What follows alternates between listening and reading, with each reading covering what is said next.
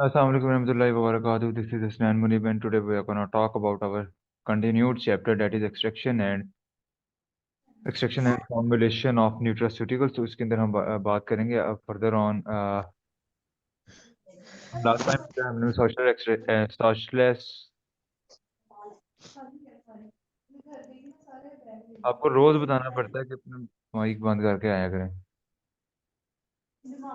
Extraction and formulation of nutraceuticals इसके अंदर हमारे पास ये है कि इसके अंदर हमने लास्ट टाइम तो बाकी कर लिए। लास्ट टाइम जब हमने ये किया था प्रेशराइज लिक्विड एक्सट्रैक्शन किया, उससे पहले हमने सॉल्वेंट एक्सट्रैक्शन के मेथड वाला के ऊपर बात की थी। सॉल्वेंट एक्सट्रैक्शन इसके अंदर सैचुरेट और जो सिंपल है उसके ऊपर बात की, फिर हमने पीएलई के ऊपर बात की। अब जो है वो हम इसके बाद कंटिन्यू करेंगे माइक्रोवेव असिस्टेड एक्सट्रैक्शन के ऊपर। सॉल्वेंट एक्सट्रैक्शन रिजल्टेड इन, ये मैं थोड़ा सा जूम इन कर दूं।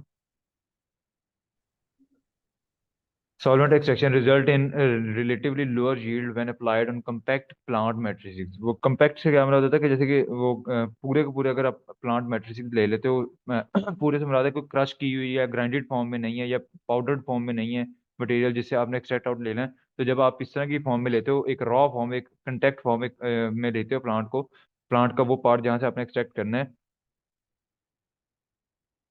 तो उस केस के अंदर वो कहता है कि यील्ड कम आती है। यील्ड क्यों कम आती है? कि क्योंकि जाहिर सी बात है, एक कम्पैक्ट चीज़ है, कॉम्प्लेक्स चीज़ है, उसमें से एक्सट्रैक्ट करना जो है वो मुश्किल हो जाता है।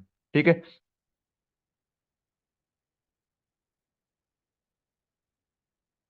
अच्छा, उसके बाद जब हमारे पास नेक्स्ट कहता है, इसको स्टार्ट करते हैं अभी हम स्पीड से। The penetration rate of solvent inside the cell is very low that can be modified with the application of heat. तो कहते हैं कि पेनिट्रेशन लो कम होता है, रेट कम होता है। क्यों कम होता है? क्योंकि डेफिनेटली वो हार्ड स्ट्रक्चर है। तो इसके लिए पेनिट्रेशन, कल भी मैंने समझाई थी कि जितने अंदर तक जो है वो सॉल्वेंट जाएगा, उतनी ही अच्छी तरह वो उसको एब्जॉर्ब करके उसको एक्सट्रैक्ट आउट कर सकता है। ठीक है। तो वो कहते हैं कि एप्लीकेशन ऑफ हीट, जब आप हीट अप्लाई करते हो तो उसकी वजह से पेनिट्रेशन हो सकती है। Microwave can mediate the solvent infusion to the core of the cell। core कहते हैं centre. As they rupture the compact structure of the complex matrix। तो वो बेसिकली प्लांट मैट्रिक्स को माइक्रोवेव तोड़ देंगे। जब तोड़ देंगे तो एक पाथवे मिल जाएगा सॉल्वेंट को कि वो उसके अंदर दाखिल हो सके। Microwave with the wavelength of 0.001 to 1 millimetre 1 metre और electromagnetic radiation whose transmission is in the form of waves। वो ये माइक्रोवेव की डेफिनेशन उसने दी हुई है बीच में कि बेसिकली इलेक्ट्रोमैग्नेटिक रेडिएशंस होती हैं जो कि वेव की फॉर्म में ट्रेवल करती हैं upon passing through the medium. जब ये मीडियम से पास करेंगी, the energy of these wave is converted into thermal energy. और इनकी जो एनर्जी, जो माइक्रोवेव की अपनी एनर्जी होती है, इलेक्ट्रोमैग्नेटिक एनर्जी, वो कन्वर्ट हो जाएगी थर्मल एनर्जी में। जैसे आपका ओवन होता है, तो ओवन के अंदर वो क्या करता है, चीजों को हीट करता है, उसको माइक्रोवेव ओवन कहते हैं। ठीक है। This property of microwave play an important role in microwave assisted extraction.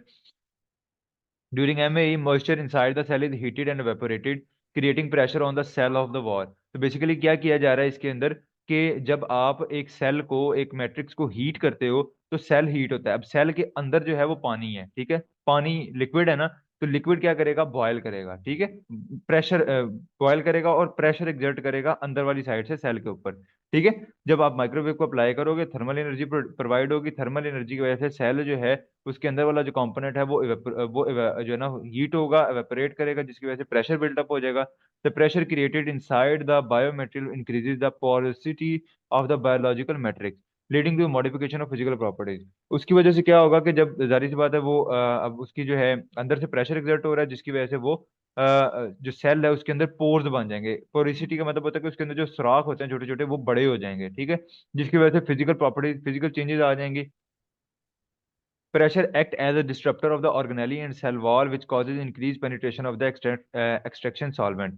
ठीक है। अब ये जो प्रेशर है ये आगे सेल वॉल को डैमेज कर देगा, उसको ब्रेक डाउन कर देगा, जिसकी वजह से जो अंदर वाला एक्सट्रैक्ट है उसको निकालना आसान हो जाएगा और ओवरऑल यील्ड जो है वो हमारी क्या आ जाएगी? इंक्रीज हो जाएगी। इन MAE the matrix is heated internally and externally without any thermal gradient which causes efficient and safe extraction of NBC।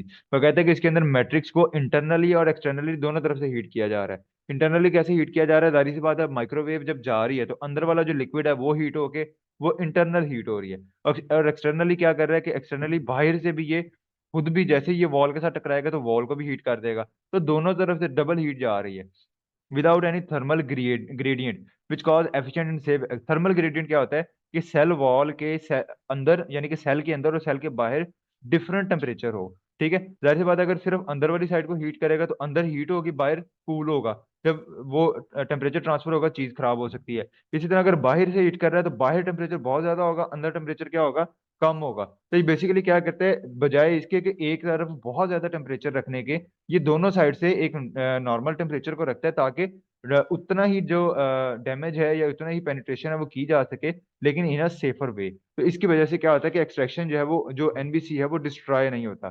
समझ आई? कि एक तो ये है कि मैं सिर्फ अंदर वाली साइड को हीट कर दूं, अंदर वाली साइड को हीट करूंगा तो इसकी वजह से क्या होगा कि वो अंदर ओवर हीटिंग हो जाएगी, उसकी वजह से डैमेज हो सकता है। इसी तरह अगर मैं बाहर वाली साइड को हीट कर दूंगा, सिर्फ बाहर वाली साइड को, तो बाहर वाली साइड हीट अप हो जाएगी, और जैसे ही वो एक्सट्रैक्ट उसमें से बाहर निकल के आएगा तो वो दोबारा से क्या हो जाएगा, खराब हो जाएगा। ठीक है, तो ये उसमें क्या करते हैं, माइक्रोवेव असिस्टेड दोनों तरफ से हीटिंग करती है, अंदर से भी और बाहर से भी। अब अंदर से जब कर रही है तो उसकी वजह से, और बाहर से जो कर रही है उसके, यानी कि अगर मैंने एक तरफ से 100 डिग्री देना था तो मैं दोनों तरफ से 50-50 दे रहा हूँ। अब बाहर से भी सेल वॉल डैमेज हो गई, अंदर से भी डैमेज हो गई, और दोनों की वजह से क्या होगा, एक प्रॉपर जो है जो एनबीसी है वो, यानी कि जो हमारे एक्टिव बायोलॉजिकल एक्टिव कंपाउंड है, उसको ज्यादा हीट बर्दाश्त नहीं करनी पड़ेगी। Due to these characteristics MAE is one of the preferred technique as compare to conventional extraction of NBC. वो कहता है इसी वजह से ये एक प्रेफर्ड टेक्निक है, और in comparison to other method MAE give equivalent और higher extraction yield with better antioxidant capacity, reduce solvent consumption and shorter extraction time. वो कहते हैं कि ये एक नॉर्मल जो आपने पहले टेक्निक पढ़ ली है, उतना ही उतनी ही यील्ड देता है, लेकिन एंटीऑक्सीडेंट प्रॉपर्टी ज्यादा होती है। कैपेसिटी से मतलब है कि उसके अंदर जो है वो डिग्रेडेशन कम हुई होती है, सॉल्वेंट कम इस्तेमाल होता है, और टाइम भी कम लगता है। जैसे कि वो कहता है phenolic compound extracted from radix astragali and cherry pomace using MAE were almost the same yield with much shorter extraction time when compared with the traditional sorcerer method। वो कहता है कि रेडिस एस्ट्रागली से हमने फिनोलिक कंपाउंड को जब निकाला, तो दोनों मेथड ने, एमएई ने भी और शॉर्ट जो दूसरा सॉर्टेड एक्सप्रेशन है, दोनों ने सेम जो है वो यील्ड दी, यानी कि सेम अमाउंट को हमने उसने जो है ना रिलीज किया। लेकिन एंड पे क्या हुआ कि जब टाइम देखा गया तो टाइम जो है वो एमएई ने, यानी कि माइक्रोवेव वाली ने टाइम कम लिया था, सॉल्वेंट कम इस्तेमाल किए थे। ठीक है, आगे चलते हैं factor affecting MAE. Several factor affect the microwave assisted extraction of NBC. These include frequency, time and power of the microwave moisture. अब फ्रीक्वेंसी के वो जो वेव है, माइक्रोवेव है ना, तो वेव की एक फ्रीक्वेंसी होती है कि इस फ्रीक्वेंसी पे माइक्रोवेव भेजी जा रही है। टाइम कितना, पावर कितनी है उसकी, मॉइस्चर, उसके अंदर moisture content and particle size of the sample. Sample के अंदर मॉइस्चर कितना है, पानी कितना है, जितना ज्यादा मॉइस्चर होगा उसको हिसाब से फिर वेव एडजस्ट करनी पड़ेगी। और particle size of the sample, temperature, pressure, type and concentration of the solvent, solid to liquid ratio and number of extraction cycle, कि कितनी टाइम आपने उसको एक्सट्रैक्ट करना है। तो ये सारे मेथड्स हैं जिनके ऊपर, ये सारे फैक्टर्स हैं जिनके ऊपर वो डिपेंड करता है। Among all the choice of the solvent hold greater significance. और कहता है कि सब इन सब में सबसे इंपॉर्टेंट क्या है, सॉल्वेंट कौन सा चूज करना है। लास्ट वाले मेथड में भी सबसे इंपॉर्टेंट क्या चीज थी, सॉल्वेंट कौन सा चूज करना है। To select an appropriate solvent, three physical parameter needed to be considered. तो तीन बेसिकली पैरामीटर हैं जिसकी बेस पे आपने एक सॉल्वेंट को कंसीडर करना है। पहला सॉलिबिलिटी। सॉलिबिलिटी से क्या मुराद है कि वो कौन सा, अब पोलर सॉल्वेंट पोलर कंपाउंड को सॉल्युबलाइज कर सकते हैं, नॉन पोलर जो है वो नॉन पोलर को कर सकते हैं। ठीक है, तो इस तरह की चीजों को फिर आपने उस हिसाब से देखना है कि सॉलिबिलिटी जो है वो कैसे जो है वो कौन सा आपने सॉल्वेंट इस्तेमाल करना है according to your required extract. Dielectric constant, ये कल भी हमने बात की थी कि वो जो डाइलेक्ट्रिक कांस्टेंट के हीट अप होता है तो कितना उसके अंदर जो है वो पोलैरिटी किस तरह हीट के साथ चेंज होती है। And dissipation factors. ठीक है, water and polar solvent having higher dielectric constant coupled with better absorbance of microwave energy are preferred when compared with non polar one. वो कहते हैं कि वाटर और पोलर सॉल्वेंट की डाइलेक्ट्रिक जो कांस्टेंट है वो ज्यादा होता है, जिसकी वजह से वो क्या कहता है कि माइक्रोवेव की ये ज्यादा एनर्जी को एब्जॉर्ब कर सकता है विदाउट गेटिंग बॉयल्ड। ठीक है, इस वजह से ये ज्यादा एफिशिएंट है। The dissipation factor, the efficiency of solvent to be heated up under application of microwave also play a significant role in recovery of NBC। वो कहता है डिसिपेशन फैक्टर क्या है कि the efficiency of solvent to be heated up under application of microwave, कि solvent को कितनी, solvent जो है जिसको हमने हीट अप करना है उसकी कितनी एफिशिएंसी है, वो डिसिपेशन फैक्टर कहलाता है। ठीक है, also play a significant role in recovery of, तो ये भी जो एनबीसी है उसकी रिकवरी में रोल प्ले करता है। Better recovery of phenolic compound is achieve using solvent with higher dissipation factor. वो कहते हैं ऐसे सॉल्वेंट जिनका डिसिपेशन फैक्टर हायर होता है वो ज्यादा बेहतर जो है वो क्या कहते हैं कि रिकवरी दे सकते हैं फिनोलिक कंपाउंड की, या ज्यादा बेहतर एक्सट्रैक्शन के तौर पे इस्तेमाल किए जा सके। Though the dielectric constant of water is higher than methanol और ethanol, but owing to low dissipation factor, water is less efficient in heating the sample moisture and generation of pressure required for NBC to leach out। इस बात का क्या मतलब है? तो कहते हैं कि ऊपर हमने पढ़ा कि सॉलिबिलिटी के सेंस में, डाइलेक्ट्रिक कांस्टेंट की सेंस में सॉरी, जो वाटर है that is it is a better solvent. ठीक है, जो वाटर है that is a better solvent. लेकिन जब हम दूसरा एक फैक्टर देखते हैं, डिसिपेशन फैक्टर, कि एक सॉल्वेंट जो है वो कितनी अच्छी तरह हीट अप हो सकता है माइक्रोवेव के जरिए, तो जब उसको देखा तो फिर मिथानॉल और इथानॉल ज्यादा बेहतर थे। ठीक है, कहता है जब इन सारे फैक्टर्स को कंबाइन किया जाए, दोनों फैक्टर को कंबाइन किया जाए, एक फैक्टर को देखते हैं तो उसके हिसाब से water is a good solvent, दूसरे फैक्टर को देखा तो उनके हिसाब से methanol and ethanol is a good solvent. जब दोनों को कंपेयर किया तो उन्होंने कहा कि ओवरऑल रिजल्ट जब हम देखते हैं तो methanol and ethanol were better solvent than water. ठीक है, वो इस सेंस में क्योंकि इनका इधर इफेक्ट बहुत ज्यादा है, तो ये ज्यादा बेहतर है, इन्होंने एफिशिएंसी ज्यादा दी है। ठीक है, जब अलग अलग देखेंगे डाइलेक्ट्रिक कांस्टेंट में वाटर, और जब हम डिसिपेशन फैक्टर को देखेंगे तो मिथानॉल एंड इथानॉल, और जब ओवरऑल देखेंगे कि दोनों फैक्टर को मिला के देखेंगे कौन सा फैक्टर, कौन सा जो है वो सॉल्वेंट ज्यादा बेहतर है, तो उसमें मिथानॉल और इथानॉल जो है वो ज्यादा अच्छी यील्ड देते हैं। Therefore, solvent with better dissipation factor along with high dielectric constant should be used. This can be achieved by mixing water with other solvent like methanol and ethanol। अब उसने सोल्यूशन क्या दे दिया, उसने कहा कि एक तरफ वो ज्यादा है दूसरी तरफ ये ज्यादा है, अब दोनों को मिक्स कर दें, तो उससे एक जो सोल्यूशन बनेगा वो उसका डिसिपेशन फैक्टर भी ज्यादा होगा, और उसका जो अपना डाइलेक्ट्रिक कांस्टेंट है वो भी ज्यादा होगा। उसके बाद हमारे पास आ जाते हैं advantages and disadvantages. MAE is quite useful technology for extraction of numerous NVCs। It has many advantages over traditional technique. Higher extraction efficiency, ज्यादा अच्छी एफिशिएंसी, ज्यादा एक्सट्रैक्शन आ सकती है, टाइम कम लगेगा, एनवायरनमेंट फ्रेंडली है, जाहिर सी बात है कोई जो हम यू हार्मफुल सॉल्वेंट इसके अंदर इस्तेमाल नहीं कर रहे। Although this technique has many proven advantage, के कुछ डिसएडवांटेजेस भी हैं जिसके अंदर के नॉन पोलर कंपाउंड जो है वो रिकवर नहीं कर सकते। हीट मीडिएटेड चेंज आ सकता है in bioactive activity of targeted compound. Heat mediated change का मतलब होता है कि जब आप माइक्रोवेव को अप्लाई करोगे तो उसकी वजह से जो हीट प्रोड्यूस होगी वो कुछ कंपाउंड्स को खराब कर सकती है। ठीक है, the limitation must be address to broaden the scope of this technique at industrial scale. वो कहता है कि लिमिटेशन जितनी भी है इनको एड्रेस करके इनको सॉल्व करना चाहिए, ताकि ओवरऑल एफिशिएंसी को इंडस्ट्रियल लेवल पे बढ़ाया जा सके। रॉ मटेरियल चॉपिंग ग्राइंडिंग का माइक्रोवेव का एक्सपोजर करेंगे, सॉल्वेंट ऐड करेंगे, मिक्स करेंगे, स्टेर करेंगे, फिल्टर करेंगे, रोटरी एवेपोरेशन में फिल्टर सॉल्वेंट जो है वो एवेपोरेट हो जाएगा, और पीछे जो है हमारे पास एक्सट्रैक्ट बचेगा जिसको हम एनालाइज करेंगे। Let me know if this is clear. ये सारा अगर टेक्निक क्लियर होगी तो मुझे जल्दी जल्दी बता दो। ग्रुप के अंदर 14 लोग हो तो ओके कह देना, जल्दी जल्दी कह देना, ताकि मैं फिर आगे चलूँ।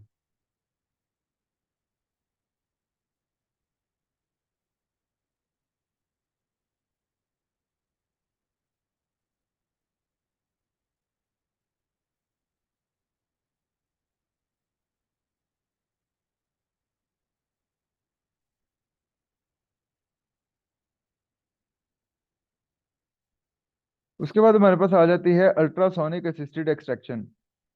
जो बेसिकली अल्ट्रासोनिक असिस्टेड एक्सट्रैक्शन है, ये is not a new technology but has gained significant attention recently. It is being used for the extraction of NVC from a variety of natural resources. This technique is preferred over conventional SE. SE for solvent extraction. तो कहते हैं कि conventional solvent extraction है उसकी निस्बत जो ultrasonic है ये ज्यादा बेहतर है। The major phenomena involve is ultrasonic extraction is known as acoustic cavitation. ठीक है, तो ये कहता है कि इसके अंदर जो अल्ट्रासोनिक असिस्टेड एक्सट्रैक्शन है उसके अंदर जो फिनोमेना है, जो बेसिक उसकी साइंस है, दैट इज अकॉस्टिक कैविटेशन। ठीक है, अब इसके बाद वो कहता है कि with enough ultrasound intensity the expansion. Ultrasound क्या होता है basically? Ultrasound is the sound wave, जैसे पिछले वाले के अंदर क्या था microwave, ultrasound is the sound wave, लेकिन इनऑडिबल, हम नहीं सुन सकते। अल्ट्रासाउंड उसकी फ्रिक्वेंसी इतनी कम होती है, जैसे ज्यादा होती है, आई एम मिक्सिंग, हाँ ज्यादा होती है कि हम उसको सुन नहीं सकते। ठीक है, with enough ultrasound intensity the expansion cycle create cavity और micro bubble in the content in the sorry last page in the liquid. वो कहते हैं कि जब आप एक सॉल्वेंट आपने एक मटेरियल ले लिया उसको सॉल्वेंट में डाल दिया, अब जब आप उसके ऊपर अल्ट्रासोनिक वेव प्रोड्यूस करते हो तो उसकी वजह से उस लिक्विड के अंदर क्या प्रोड्यूस होता है? बबल्स, माइक्रो बबल्स, छोटे छोटे बबल्स बनते हैं। Upon absorption of the sound wave energy, the bubbles start to grow during expansion and compression cycle. तो कहता है कि जब वेव को हम फेंकते हैं, तो अब आपने वेव पढ़ी होगी, तो वेव कैसे होती है? नाइन्थ टेंथ क्लास में हमने पढ़ी थी। वेव का स्ट्रक्चर क्या होता है कि उसके अंदर रीजन होते हैं, एक्सपेंशन एंड कंप्रेशन, इस तरह। ये बारीक रीजन होता है, फिर यार ये वेव इस तरह समझ लो। ये पहले खुला रीजन होता है, फिर बारीक आ जाते हैं रीजन, ठीक है। ये वैसे बनती नहीं है वैसे, लेकिन शायद तुम लोगों को समझ आ ही गई होगी। वेव कहीं एक्सपेंशन होती है और जो है ना, इस तरह पहले तंग तंग होती है, फिर इस तरह करके खुल जाती है, फिर तंग आ जाती है। तो ये जो तंग वाले एरियाज हैं इनको कहते हैं कंप्रेशन, और जो दूसरे एरिया उनको हम कहते हैं एक्सपेंशन। तो ये जो दो रीजन होते हैं, क्योंकि ये बार बार रीजन रिपीट हो रहा होता है, तो इसकी वजह से ये जो है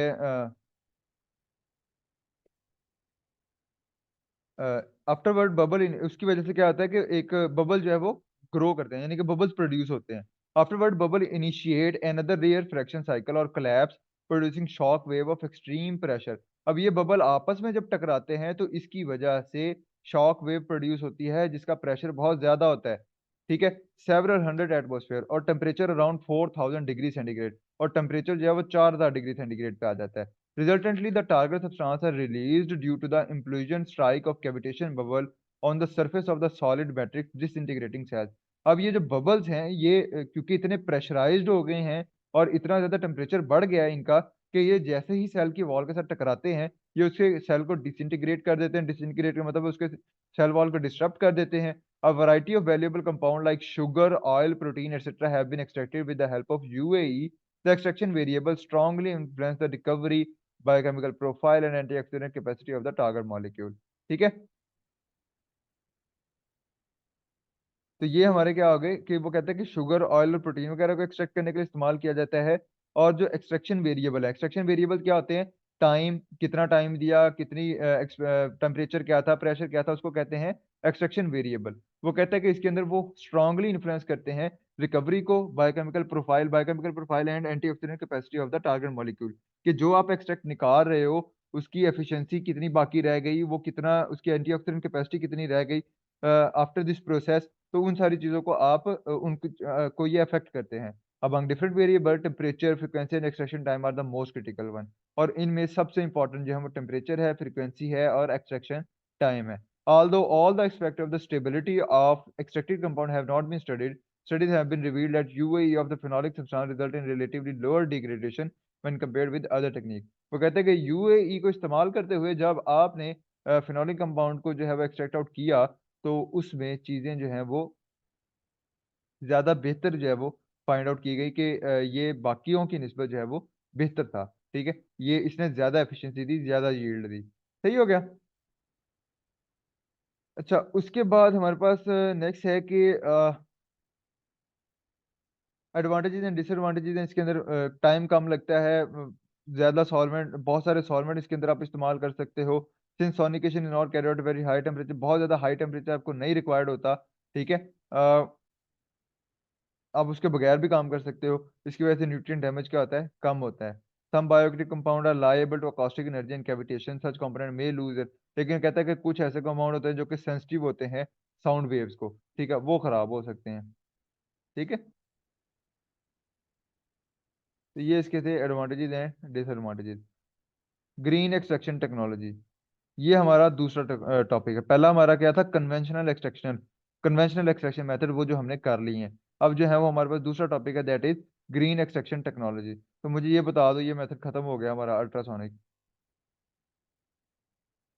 इसमें कोई कंसर्न अगर नहीं है तो ओके कह दो।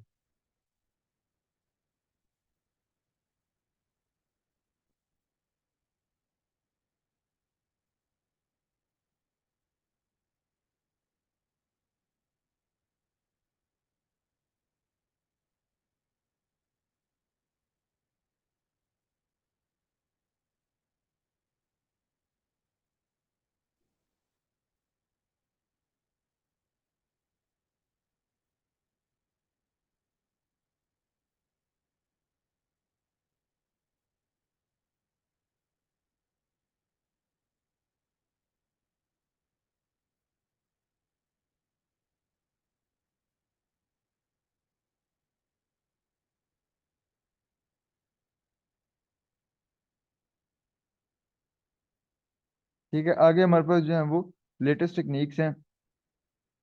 लेटेस्ट टेक्निक्स के अंदर हमारे पास क्या आ जाती हैं कि जो आजकल की ग्रीन है, जो कि इन्वायरमेंटल फ्रेंडली भी हैं और इस तरह की भी हैं, उसके अंदर हमारे पास जो पहला है, नहीं बहुत नहीं है, बहुत नहीं है, ये वाला करके जाना। अभी 2 पेज पड़े हैं सिर्फ, एक दो है, और वो भी सारा कुछ इस तरह का ही है, ये पढ़ के जाएंगे। Sub critical fluid extraction, solvent matrix polarity mismatch and particle size variation have been the critical factor posing challenges in the extraction of natural compound.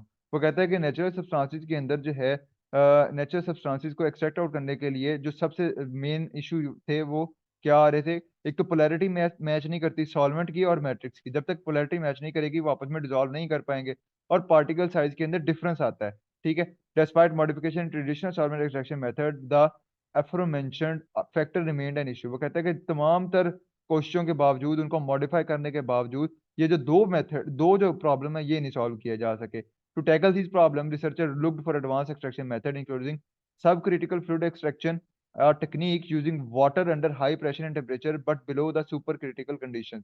वो कहता है कि अब इसके अंदर क्या किया जाता है कि वाटर को इस्तेमाल किया जाता है, हाई प्रेशर, एक इसके सिग्नल खराब हो गए हैं, ग्राइंडर श्राइंडर बंद करके आओ। वाटर को इस्तेमाल किया जाता है हाई प्रेशर और हाई टेम्परेचर के ऊपर, लेकिन सुपर क्रिटिकल कंडीशंस के अंदर रहते रहते, उसके डाउन रहते रहते। सुपर क्रिटिकल क्या होता है वो आगे बात करते हैं। The method is generally known as sub critical water extraction. Sub critical, critical का मतलब है क्रिटिकल पॉइंट्स होते हैं, सब का मतलब है उससे बिलो। ठीक है, in sub critical water extraction hot water is use as a temperature range of 100 to 374 degree centigrade. अब 374 जो है वो क्रिटिकल टेम्परेचर ऑफ वाटर है under increased pressure 60 to 220 bars to maintain the liquid state of water। Critical temperature वो होता है जिसके बाद पानी जो है वो हवा बन जाएगा। ठीक है, मतलब वेपर्स बन जाएंगे। लेकिन जब आप प्रेशर बढ़ा देते हो, मैंने कल भी समझाया था, जब प्रेशर बढ़ा देते हो तो पानी का बॉइलिंग पॉइंट बढ़ जाता है। जब बॉइलिंग पॉइंट बढ़ जाता है इसका मतलब है कि वो वेपराइज नहीं होगा। तो कहते हैं जब 60 से 220 बार्स का प्रेशर देते हो तो जो पानी है उसका बॉइलिंग पॉइंट बढ़ जाता है 374 डिग्री सेंटीग्रेड तक। ठीक है, तो ये बिलो द क्रिटिकल रेंज है। At the critical temperature, a liquid cannot maintain its liquid state irrespective of how much pressure has been applied in this state solvent water, ये मैक्सिमम है। जिस तरह मैंने कहा था कि प्रेशर बढ़ाते जाओ तो क्या होता है कि जो वाटर है वो अपनी स्टेट को, या लिक्विड है वो अपनी स्टेट को मेंटेन करेगा, वो वेपर नहीं बनेगा। लेकिन जब वाटर का, जब आप प्रेशर जो है वो 60 से 220 बार पे ले आते हो तो अब 60 डिग्री 60 बार प्रेशर है तो उसका 100 है क्रिटिकल टेम्परेचर। 220 बार प्रेशर है, प्रेशर हो गया तो 374 डिग्री सेंटीग्रेड चला गया। ठीक है, यानी कि 220 बार के प्रेशर के ऊपर 374 डिग्री सेंटीग्रेड तक पानी बॉयल नहीं करेगा। 374 से जैसे ही ऊपर पानी जाएगा तो वो अपनी स्टेट को छोड़ देगा और वेपर्स बन जाएगा। ठीक है, अब इसका क्या है कि water exhibit a better capability to penetrate the cell. अब हाई प्रेशर है, हाई टेम्परेचर है, तो वाटर जो है वो ज्यादा बेहतर तरीके से पेनिट्रेट कर सकता है। Different factors are considered to maintain the liquid state such as temperature, dissolvability and dielectric constant। ये तीन जो फैक्टर्स हैं, टेम्परेचर का, डिसॉल्वेबिलिटी और डाइलेक्ट्रिक कांस्टेंट को कंसीडर किया जाता है। कंसीडर से मुराद है कि इनको चेक किया जाता है और फिर उस पर डिसाइड किया जाता है कि इनको जो है वो किस तरह कितने टेम्परेचर पे या किस तरह इसको इस्तेमाल करना है वाटर को as a solvent.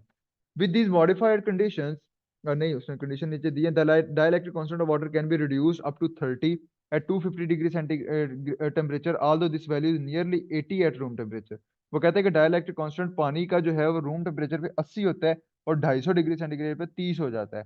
With this modified condition values comparable to organic solvent can be achieve. तो वो जो हमने लास्ट टाइम पे पढ़ा कि methanol and ethanol are better than water, उस मेथड के अंदर तो वो कहते हैं कि जब आप इस तरह के सुपर क्रिटिकल कंडीशंस को के करीब करीब आओगे, सब क्रिटिकल कंडीशंस के पास आओगे, तो आप भी उसी तरह की मिथानॉल और इथानॉल की जैसी जो है वो कंडीशंस को अप्लाई कर सकते हो। Starting from 0 degree temperature to 0 bar, at 0 bar water exist in solid state. वो कहता है कि जब आप 0 डिग्री टेम्परेचर पे होते हो, प्रेशर 0 बार होता है, पानी जो है वो सॉलिड स्टेट में होगा।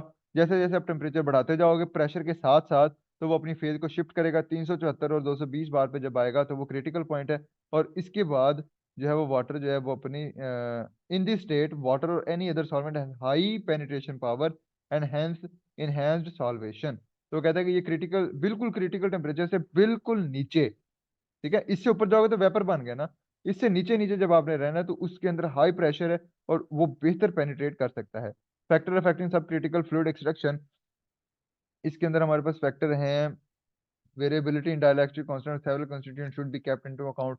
डिफरेंट कॉन्स्टिट्यूएंट है, अगर एक उसके जिससे आपने एक्सट्रैक्ट निकालना है, अगर उसके डिफरेंट पार्ट्स हैं, उस प्लांट पोर्शन के डिफरेंट पार्ट्स हैं, तो हर एक का डाइलेक्ट्रिक कांस्टेंट डिफरेंट होगा, तो उसको आपने कंसीडर करना है। Sub critical water extraction is successfully being used by natural constituent of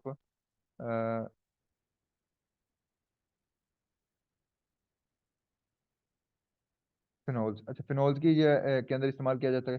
structure modification of the matrix are sometime required as a pre treatment for extraction. वो कहता है कि इस जो सब क्रिटिकल है इसके अंदर एक एक्स्ट्रा स्टेप आपको कई बार इंक्लूड करना पड़ता है, पहले से जो मैट्रिक्स है उसकी स्ट्रक्चर मॉडिफिकेशन, यानी कि उसके जो सेल वॉल डिस्ट्रप्शन है या इस तरह के कुछ कुछ ना कुछ उसको करके फिर उसके ऊपर सुपर सब क्रिटिकल जो है वो आपको लगाना पड़ता है। During sub critical water extraction the structural barrier of the plant must be broken to release different constituent in extracellular fluid.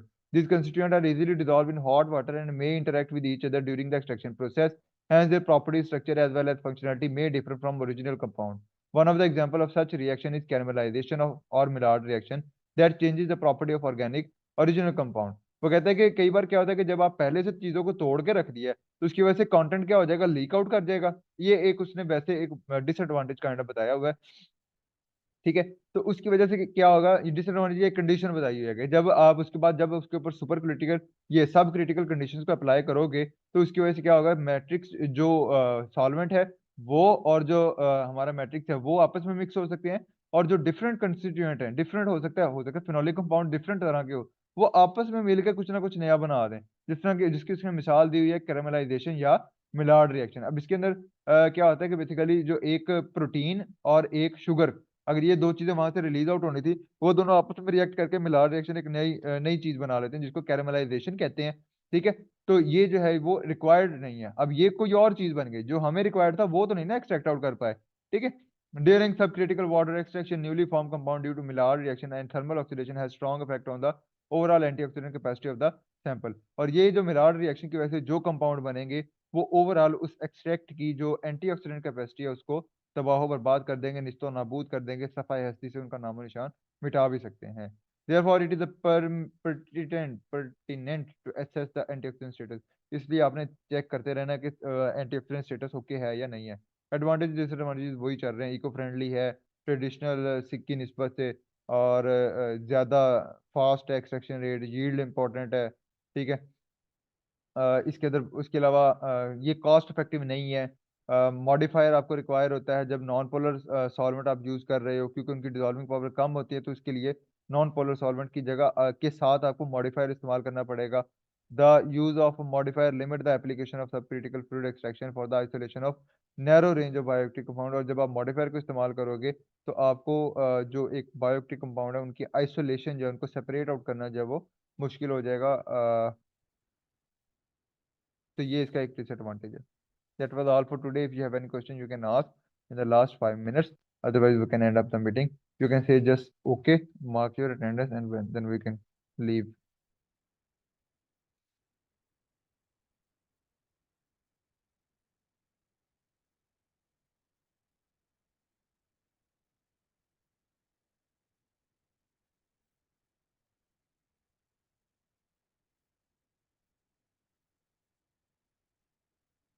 Present।